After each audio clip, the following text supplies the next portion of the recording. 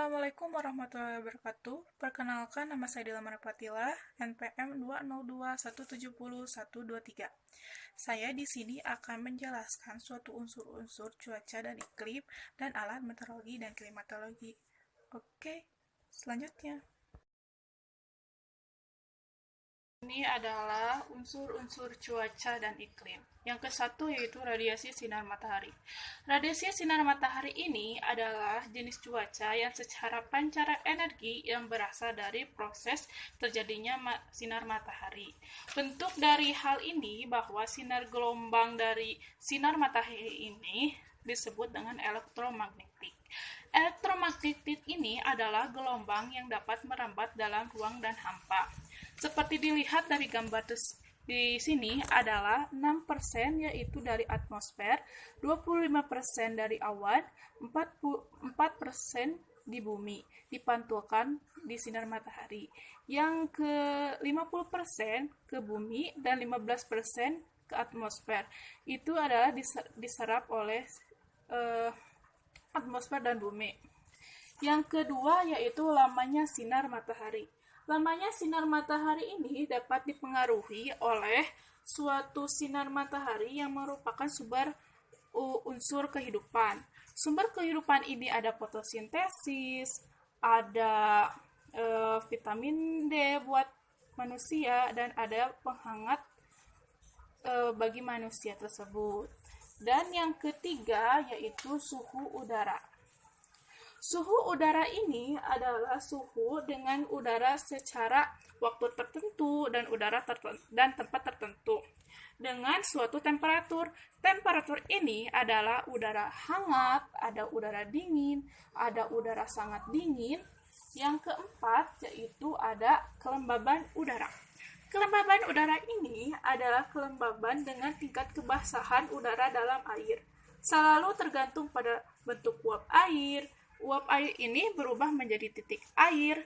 Titik air ini seperti ada pada tumbuhan ini mengembun dan daun ini mengembun.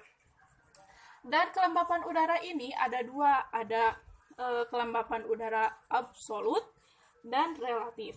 Absolut ini banyak uap air dalam 1 gram. Dalam 1 gram ini 1 gram udara. Secara kelembapan relatif yaitu suhu udara pada suhu yang sama. Yang kelima yaitu tekanan udara.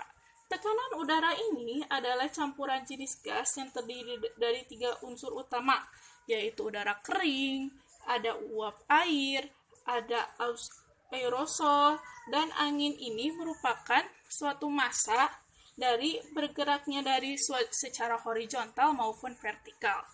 Secara horizontal ini adalah udara daerah dingin.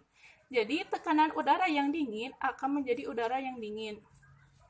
Secara arah angin, secara vertikal ini adalah tekanan udara rendah. Rendah ini menghasilkan udara yang semakin hangat. Yang keenam yaitu penguapan atau evaporasi, transpirasi, dan evapotranspirasi. Evaporasi ini adalah suatu keadaan yang terjadi karena cairan sebuah molekul menjadi energi panas yang cukup dari molekul cair menjadi gas, dan tekanan ini lebih rendah seperti gambar di sini. Yang kedua yaitu transpirasi. Transpirasi ini adalah suatu yang ditunjukkan oleh kehilangan air atau penguapan dari transpirasi dari suatu difusi uap air udara dari lembab ke daun yang keluar daun. Seperti gambar di sini, ada air diserap oleh akar rambut menuju ke kapilaritas, menuju ke tekanan nisab, dan terakhir adalah air yang hilang oleh transpirasi.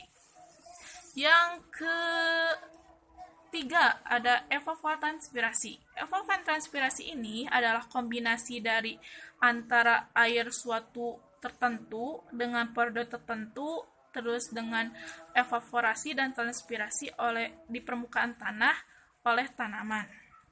Seperti gambar di sini ada pengembangan air laut menuju evaporasi, namanya menuju pergerakan uap air oleh angin, dan menuju pengendapan ke tanah, yaitu evapotranspirasi. Yang ketujuh, ini adalah penutupan awan. Penutupan awan ini adalah awal masa tetesan air menjadi kristal yang tergantung pada atmosfer atau langit dan pengembunan dan mendapatkan uap air. Yang kedelapan, yaitu kecepatan atau arah mata angin. Kecepatan dan arah mata angin di cuaca dan iklim atau adalah mili, jam, dan kilometer dan merupakan dari angin. Dan ini arah mata anginnya. Yang kesembilan yaitu presipitasi. Presipitasi merupakan segala benda cair atau dalam berbentuk seperti ada salju, ada titisan air, ada suatu embun.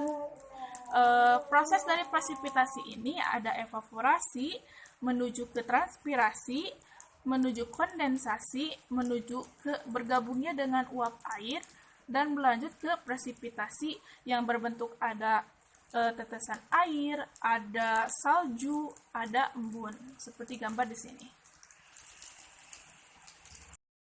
Alat-alat meteorologi dan klimatologi. Yang pertama yaitu nama alat lessimeter. Fungsinya untuk mengukur evapotranspirasi satuan dan skala tinggi air mm. Seperti cara kerja dan cara penerapannya seperti ini. Yang kedua yaitu adalah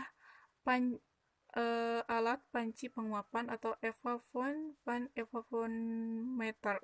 Fungsinya untuk mengukur penguapan air langsung dengan satuan dan skala milimeternya mm. Cara kerjanya seperti ini. Alat ini mengukur perubahan tinggi dengan permukaan panci dengan letak ujung pada permukaan dalam panci, dan cara penampakannya seperti ini. Yang kedua yaitu nama alat penakar hujan atau observasi. Fungsinya untuk mengukur curah hujan, satuan dan skala milimeter mm. Cara kerjanya seperti ini, dan cara penempatannya. Yang selanjutnya nama alat termometer apung atau maksimum dan minimum. Fungsinya untuk mencatat suhu maksimum pada minimum air yang terjadi selama 24 jam. Satuan dan skalanya mm atau milimeter. Cara kerjanya ini. Yang selanjutnya yaitu nama alat termometer tanah gundul atau fungsinya mengukur suhu tanah gundul, satuan dan skalanya derajat Celcius. Cara kerjanya, jika suatu naik maka air raksa dalam reservoir akan naik dan menuju ke skala dan pipa. Cara penempatan dengan ini adalah alat ini tersebut digunakan pada saat kegiatan penumpukan tanah dan dibaca dengan suhu tidak berubah agar data suhu tanah menjadi kuning. Itu nama alatnya termometer tanah berumput.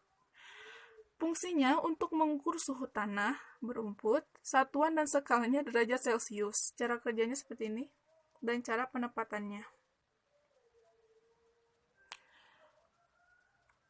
Yang selanjutnya, yang ketujuh, nama alat termometer minimum rumput juga fungsinya untuk mengukur suhu rendah, minimum rumput pada suatu periode pengamatan, satuan skalanya derajat Celcius. Cara kerjanya, jika suhu alkohol akan turun ke permukaan, akan menarik skala lebih kecil.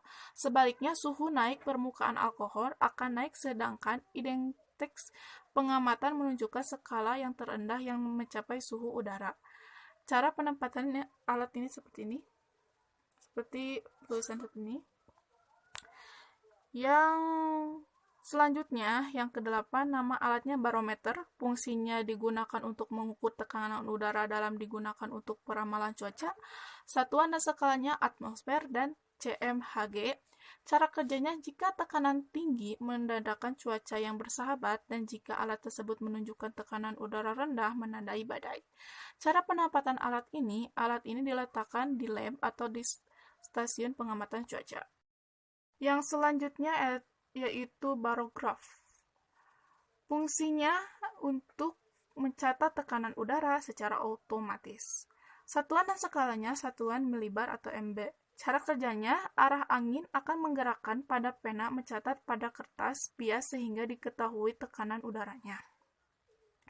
Cara penempatannya, cara mengaplikasikan alat ini adalah menghubungkan beberapa kapsul dengan sebuah pena, membuat tracks dan merekam data tersebut. Yang terakhir adalah termometer bola kering. Fungsinya untuk mengukur suhu udara, kelembapan udara, satuan dan skalanya Celcius, Kelvin, Fahrenheit. Cara kerjanya, air raksa yang ada di dalam termometer akan mengembang ketika ia menerima panas dari media yang diukur, sehingga ia menunjukkan angka tertentu pada skala termometer.